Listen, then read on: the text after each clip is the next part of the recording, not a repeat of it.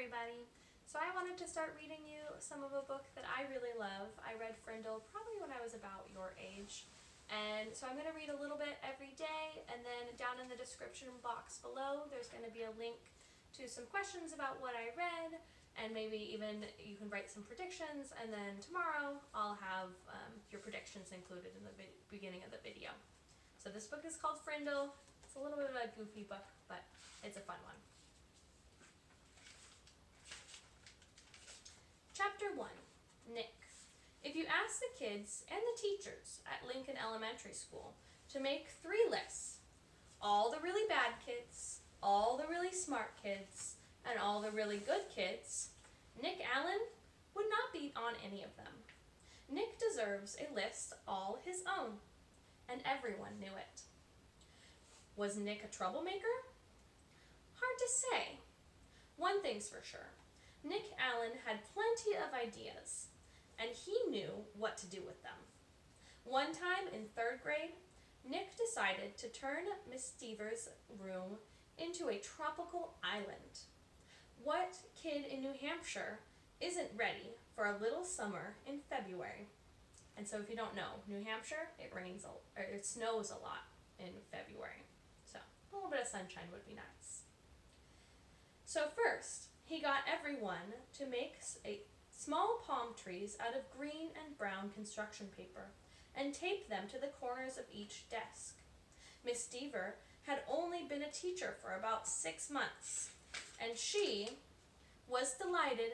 That's so cute! The next day, all the girls wore paper flowers in their hair, and all the boys wore sunglasses and beach hats. Miss Deaver clapped her hands and said, "It's so colorful."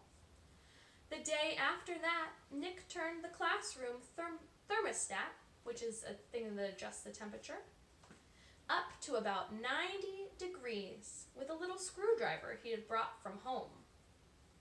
All the kids changed into shorts and t-shirts with no shoes.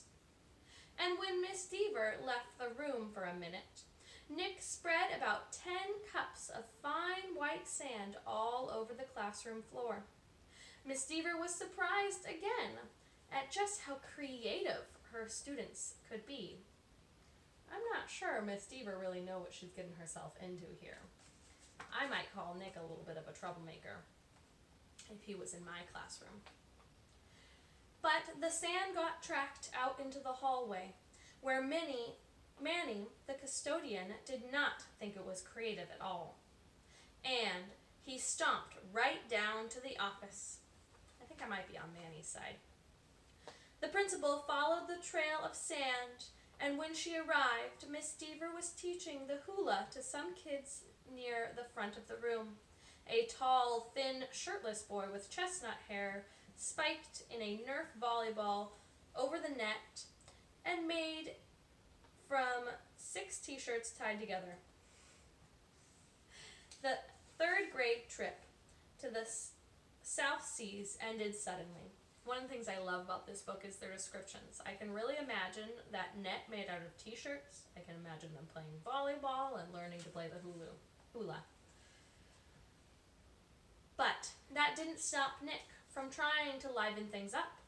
Lincoln Elementary needed a good jolt once in a while. A jolt is like a little shake or a little shock. And Nick was just the guy to deliver it. About a year later, Nick made the great blackbird discovery. One night he learned on a TV show that red-winged blackbirds give this high-pitched chirp when a hawk or some other danger comes near. Because of the way sound travels, the hunter birds can't tell where the high-pitched chirp is coming from. The next day, during silent reading, Nick glanced at his teacher, and he noticed that Miss Avery's nose was curved, kind of like the beak of a hawk. So Nick let out a high, squeaky blackbird peep. Miss Avery jerked her head up from the book and looked around. She couldn't tell who did it, so she just said, "Shh," to the whole class. A minute later, Nick did it again, louder. Peep! This time, there was a little giggling from the class, but Miss Avery pretended not to hear the sound. And about 15 seconds later, she slowly stood up and walked to the back of the classroom. Without taking his eyes off his book and without moving at all, Nick put his heart and soul into the highest and most annoying chirp of all. Peep! Miss Avery pounced. Janet Fisk, you stop it this instant! Janet, who was sitting 4 rows away from Nick, promptly turned white and then bright crimson. Crimson is a shade of red. But it wasn't me. Honest. There was a catch in Janet's voice, as if she might cry. Miss Avery knew she had made a mistake, and she apologized to Janet. But someone is asking for big trouble, said Miss Avery, looking more like a hawk every second. Nick kept reading, and he didn't make a peep. At lunchtime, Nick talked to Janet. He felt bad that Miss Avery had pounced on her. Janet lived in Nick's neighborhood, and sometimes they played together.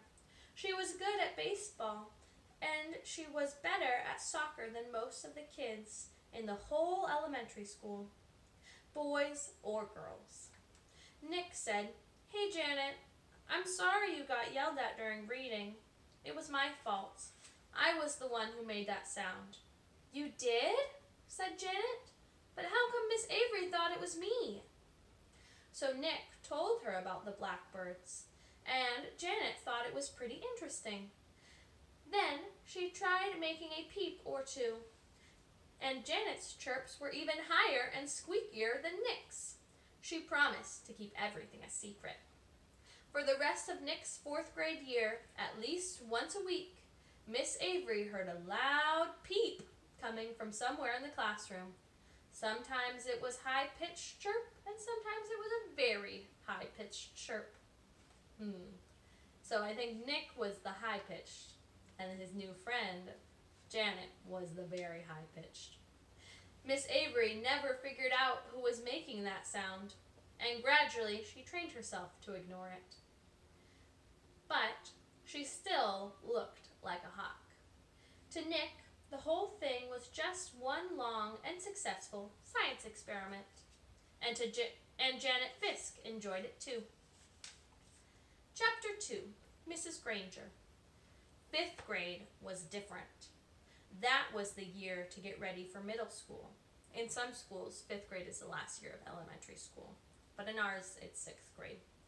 5th grade meant passing classes. It meant no morning recess. It meant real letter grades on your report card, like they have in 6th grade, A, B, C, D. But most of all, it meant Mrs. Granger. There were about 150 kids in 5th grade, and there were 7 5th grade teachers, 2 math, 2 science, 2 social studies, but only 1 language arts teacher. So it sounds like they rotate at their school to different teachers during the day, unlike our school. In language arts, Mrs. Granger had a monopoly and a reputation. Mrs. Granger lived alone in a tidy little house in the older part of town. She drove an old pale blue car to school every morning, rain or shine, snow or sleet, hail or wind. She had a perfect attendance record that stretched back farther than anyone could remember. Her hair was almost white, swept away from her face, and up into something like a nest on the back of her head. I do really like the descriptions in this book. I can definitely picture her in my head. Unlike some of the younger women teachers, she never wore pants to school. She had 2 skirts and jacket outfits, her gray uniform and her blue uniform, which she always wore over a white shirt with a little camino pin at the neck. And Miss Granger was one of those people who never sweats. It had to be over 90 degrees before she even took off her jacket. She was small, as teachers go, There were even some fifth graders who were taller than her. But Miss Granger seemed like a giant. It was her eyes that did that. They were dark gray, and if she turned them on full power, they could make you feel like a speck of dust. Her eyes could twinkle and laugh, too, and the kids said she could crack really funny jokes. But it wasn't the jokes that made her famous. Everyone was sure that Miss Granger had X-ray vision. Don't even think about chewing a piece of gum within 50 feet of her. If you did, Miss Granger would see you and catch you and make you stick gum into a bright yellow index card. Then she would safety pin the card to the front of your shirt, and you would have to wear it for the rest of the school day. After that, you had to take it home and have your mom or dad sign the card and bring it back to Miss Granger the next day. And it didn't matter to Mrs. Granger if you weren't in 5th grade, because the way she saw it, sooner or later, you would be. All the kids at Lincoln Elementary School knew that at the end of the line, 5th grade, Miss Granger would be the one grading their spelling tests and their reading tests, and worst of all, their vocabulary tests. Week after week, month after month, every language arts teacher in the world enjoys making kids use the dictionary. Check your spelling, check that definition, check those syllable breaks. But Miss Granger didn't just enjoy the dictionary, she loved the dictionary, almost worshipped it. Her weekly vocabulary list was 35 words long, sometimes even longer. Should I make my vocabulary list that long? As if that wasn't bad enough, there was a word for the day on the blackboard every morning. If you gave yourself a day off and didn't write one down and look it up and learn the definition, sooner or later, Mrs. Granger would find out. And then, just for you, there would be 2 words of the day for a whole week. So here's a little picture of Mrs. Granger in here. Definitely has that high bun in the back of her head, like a nest. She looks almost as strict as I imagined. Mrs. Granger kept a full set of 30 dictionaries on a shelf in the back of the room. But her pride and joy was one of those huge dictionaries with every word in the universe in it. The kind of book that takes 2 kids to carry. It sat on its own little table in the front of her classroom, sort of like an altar in front of a church. Every graduate of Lincoln Elementary School for the past 35 years could remember standing at that table listening to Mrs. Granger's battle cry, "Look it up! That's why we have dictionaries!" Even before the school year started, when it was still summer before 5th grade, for Nick and his friends, Miss Granger was already busy. Every parent of every new 5th grader got a letter from her. Nick's mom read part of it out loud during dinner one night in August. Every home is expected to have a good dictionary in it, so that each student can do his or her homework properly. Good spelling and good grammar and good word skills are essential for every student.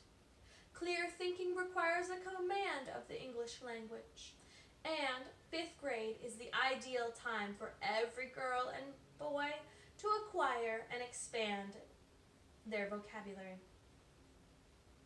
And then there was a list of dictionaries that Mrs. Granger thought would be acceptable for home study. Mrs. Allen said, "It's so nice to have a teacher who takes her work this seriously." Nick groaned and tried to enjoy the rest of his hamburger. But even watermelon for dessert didn't cheer him up much. Based on that reaction, I don't think he's excited to be in her class. Nick had no particular use for the dictionary. He liked words a lot, and he was good at using them. But he figured that he got all the words he needed just by reading. And he read all the time. Nick ran into a word. When Nick ran into a word he didn't know, he asked his brother, or his dad, or whoever was handy what it meant. And if they knew, they'd tell him, but not Miss Granger. He had heard all about her, and he had seen 5th graders in the library for last year, noses stuck in their dictionary, frantically trying to finish their vocabulary sheets before English class. It was still a week before school, and Nick already felt like 5th grade was going to be a very long year. So we'll stop there for today. I would like you to go to the description below and to click on the link, answer the questions. If you want to watch the video again, you're welcome to. And I would love if some people could make some predictions. What do you think about what will happen between Nick and Mrs. Granger in our next set of books?